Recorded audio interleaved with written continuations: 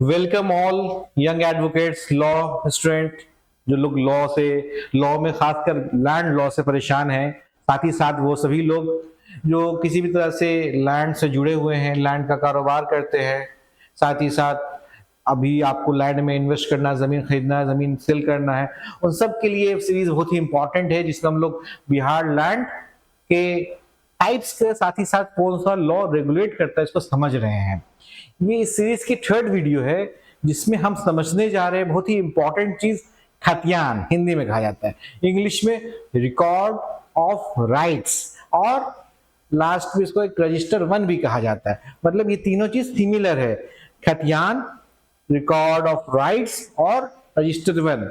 तो क्या है, पिछले वीडियो में अगर आप लोग देखे होंगे कि हमने बहुत अच्छे ढंग से ये समझा था कि एक सर्वे होता है, और अगर बहुत बड़े पैमाने पर सर्वे हुआ तो कैडेस्ट्रल सर्वे, जिसमें उस पूरे गांव को, पहले तो भारत गांव का ही देश है सब जगह, या सभी एरिया जो थे पहले रूरल एरिया थे, उसके बाद शहरी इलाके हुए, तो या शहरी क्षेत्र हो या रूरल क्षेत्र हो, उस पूरे एरिया को क्या किया जाता है, डिवीजन कर दिया जाता है छोटे छोटे छोटे छोटे खाता में, ब्लॉक्स में, है ना। देखिए 1 नंबर 2 नंबर जो आपने यहाँ पे देखा था कैडेस्ट्रल सर्वे में, उसको खाता करने में या ब्लॉक करने में ये हमारा मकसद होता है।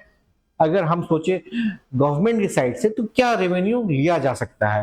अगर मान लीजिए खाता नंबर 136 की बात करें तो ये जमीन कैसी है, क्या नेचर है, क्या ये जमीन सरकार की है या गैर सरकारी है, सरकार की भी है तो किस तरह की सरकार की है, या गैर सरकारी है तो क्या दम रैयती जमीन है, या रैयती नहीं होकर बकाश्त भूमि है, इस पे ओनरशिप किसका है ना। मान लीजिए किसी गवर्नमेंट कार्य में इसको का एक्विजिशन होगा तब क्या होगा। तो हमको क्या चाहिए, सबसे पहले एक एक पीस का, एक एक पार्ट ऑफ पार्सल लैंड का हिसाब किताब, तो जो कि हम कैडेस्ट्रल सर्वे से कर लेते हैं। इसके बाद की स्टेज क्या था, जो हम बताए थे आपको, फॉर्मेट दिया जाता है जिसको फिलअप करना होता है,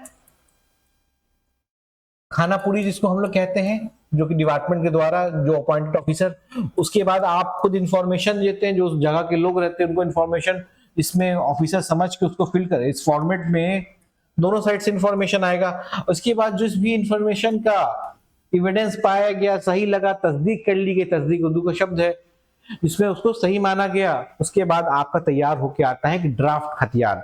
ये देखिए खाना पूरी है, इसमें सारा डिटेल दिया गया। अगर उस ड्राफ्ट में किसी तरह का ऑब्जेक्शन नहीं होगा तब क्या होगा कि आपका बन जाएगा रिकॉर्ड ऑफ राइट्स। देखिए ये क्या है, राजस्व एवं भूमि सुधार विभाग बिहार सरकार का अधिकार अभिलेख, रिकॉर्ड ऑफ राइट्स आपको क्या दे रहा है, अधिकार दे रहा है। तो इसमें सारा कुछ इंफॉर्मेशन, उस एग्जाम्पल के तौर पे मानिए खाता नंबर 1 यहाँ पे लिखा है, क्या लिखा है, खाता नंबर 1। तो अब अगर पीछे हम बढ़ते अपने मैप की ओर, और ये खाता नंबर है, तो इसके बारे में सारा इंफॉर्मेशन हमें कहां से मिल जाएगा कि खाता नंबर 1 है किसका। मान के चलिए अभी ये अमरीका देवी, इसके पिता या पति का नाम नौरंगी प्रसाद है, जिला कौन सा है, ग्राम क्या है, जाति क्या है, और कहां पे, पूरा हमको पता चल गया। उसी प्रकार से जमीन का खाता संख्या के हिसाब से रैयत का नाम जो कि ऊपर में दिया गया है, खेसरा संख्या कौन कौन सा उसके अंदर प्लॉट नंबर है, तो 281, 284, उसकी चौहद्दी क्या है, तो चौहद्दी पूरब में क्या, पश्चिम में क्या, उत्तर में क्या, दक्षिण में क्या, नॉर्थ साउथ सब कुछ पता चला। जमीन का किस्म क्या है, मैंने फिर बोला आपको कि गवर्नमेंट जो भी असेसमेंट करवाती है, सर्वे करवाती है, प्राइम ऑब्जेक्टिव क्या था, ये शुरुआत तो होता है ब्रिटिश एम्पायर से। प्राइम ऑब्जेक्टिव ये था कि जो फर्टाइल लैंड है जिसपे फसल हो रही है तो उसका रेवेन्यू कलेक्शन ज्यादा होगा, और उसके बनिस्बत में जो मार्शी लैंड है, तो दलदली जमीन है, जो बेकार है, तो जमीन का यूज हो सकता है कि अगर है भी तो जमीन का रेवेन्यू बहुत कम होगा।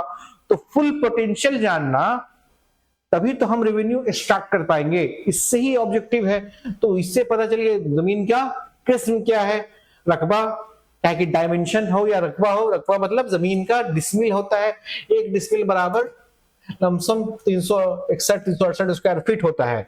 तो जैसे बिहार में क्या चलता है, एकड़, ये डिसमिल हेक्टेयर। तो इसमें डिसमिल दिया हुआ है, तो दो अलग अलग प्लॉट है। 281 नंबर खेसरा नंबर में कितना जमीन है? 7.75 डिसमिल। तो डिसमिल का आप जो कैलकुलेशन है लमसम हमको लगता है 361 368 स्क्वायर फीट में होता है, ठीक है, एक डिसमिल के बराबर। जो हमारे यहाँ पटना में कट्ठा चलता है वो 3.25 डिसमिल का होता है, 1361 स्क्वायर फीट, है ना। तो इस हिसाब से देखिए, दखल का स्वरूप हो सकता है कि मालिक का नाम, रैयत का नाम क्या हो? अमेरिका देवी जो ओनर हो, लेकिन इस पे दखल किसी एक्स का हो। तो यहाँ पे लिखाएगा, अभी भी जो लैंड सर्वे चलेगा बिहार में और खासकर पटना में, तो इसमें कैफियत नाम का एक कॉलम होगा। कैफियत नंबर, कैफियत, कैफियत भी उर्दू वर्ड है, अभी भी यूज हो रहा है 2024 में जब हम लोग पढ़ रहे हैं। तो कैफियत मतलब उसका आज के डेट में क्या नेचर है। तो कैफियत में मान लीजिए मैं ओनर हूं लेकिन कब्जा किसी एक्स का है, तो ओनर के रूप में मेरा नाम तो दर्ज होगा, लेकिन जो कैफियत कॉलम होगा उसमें कब्जाधारी का नाम दर्ज होगा। उसी प्रकार से देखिए, हाकिम के तहकीकात मुताबिक लगान एवं सेस, प्राइम ऑब्जेक्टिव पे पहुंच गया कि हाकिम उस जमाने में उर्दू, पर्शियन, हिंदी सब मिक्स था। तो जो मेन थे हाकिम ऑफिसर, उसके हिसाब से सेस कितना लगना चाहिए वो भी डिसाइड हो गया, है ना। नवियत गैर दखलदार रैयत के कब्जे की मुद्दत, कितना मुद्दत से रह रहा है, क्योंकि ये भी आपको हम बता दें कि किसी जमीन में अगर प्राइवेट जमीन है, लिमिटेशन एक्ट पढ़िए सेक्शन 112, 12 साल से ज्यादा रह रहे हैं तो आपका ओनरशिप कहीं ना कहीं एडवर्स पोजीशन के हिसाब से मजबूत होने जा रहा है। अगर सरकारी जमीन पे भी कोई 30 साल से रह रहा है तो लिमिटेशन एक्ट पढ़िए, तो एडवर्स पोजीशन उस पर स्थापित किया जा सकता है। टाइटल के डिक्लेरेशन के लिए सिविल कोर्ट मूव किया जा सकता है। तो इसमें यह भी दिया गया है कि आखिर अगर कब्जादार एक्स है, कब्जा पे है, तो कितने दिन से है। उसके बाद आप आइए, परिवर्तनों का दर्ज करने वाले सारांश ज्ञापन और नवे जमाबंदी नंबर, एक जमीयत वहां से एक जमाबंदी नंबर दे दिया गया। मतलब कि उस जमीन से रिलेटेड सारा इंफॉर्मेशन कहां आ गया? आपके अधिकार अभिलेख, जिसको अगर हम लोग हिंदी में भी इंग्लिश में कह ले तो रिकॉर्ड ऑफ राइट्स में आ गया, है ना। और इसी को हम लोग रजिस्टर 1 भी कह ले और इसी को खतियान भी कह ले, अधिकार अभिलेख। तो इसमें किसी प्रकार का कंफ्यूजन नहीं होना चाहिए। ये कब होता है? कैडेस्ट्रल सर्वे या रिविजनल सर्वे, जब भी सर्वे, ऐसा नहीं बस कैडेस्ट्रल की बात हम कर रहे हैं। अगर कैडेस्ट्रल के बाद के स्टेजेस में, इसके बाद के स्टेजेस में क्या होगा? रिविजनल सर्वे हो, तब भी जो मैप क्रिएट होगा, कैडेस्ट्रल मैप क्रिएट होगा या रिविजनल मैप क्रिएट होगा, उसके बाद एक ड्राफ्ट खतियान या रिकॉर्ड ऑफ राइट्स तैयार होगा।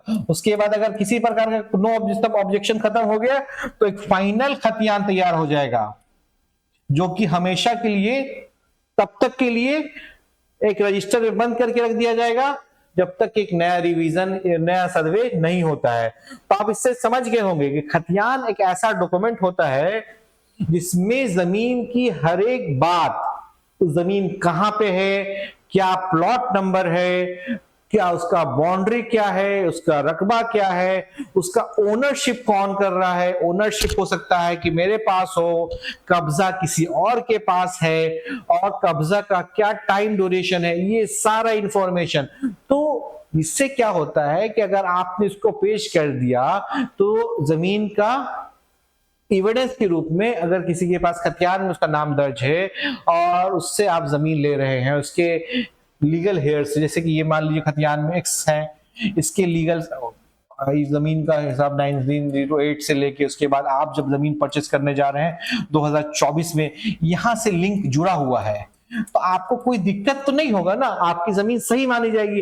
अब अगर खतियानी नहीं है तो फिर तो दिक्कत होगा। अगर खतियान से आप लिंक 2024 से लेके अगर पूरे 100 साल, 200 साल, 150 साल का हिसाब निकाल ले तो आपको पता चल जाएगा कि एक्स के बाद वाई को, वाई से जेड के बाद, जेड के बाद ए के बाद, ए के बी के बाद, बी के बाद टी को आ गया, टी ने सी को सेल कर दिया। तो ये पूरा लिस्ट आप निकाल सकते हैं। तो खतियान, अधिकार अभिलेख, रजिस्टर 1, ये सारा कुछ, इसको एक ही शब्द है जिसको आफ्टर द रिवीजन या सर्वे जब हो जाता है उसके बाद एक रिकॉर्ड आता है जो कि बहुत ही इंपॉर्टेंट डॉक्यूमेंट है आपके लिए कोर्ट में पेश करने के लिए भी। और अगर आप किसी जमीन को परचेस करने जा रहे हैं तो ये सबको देखना है।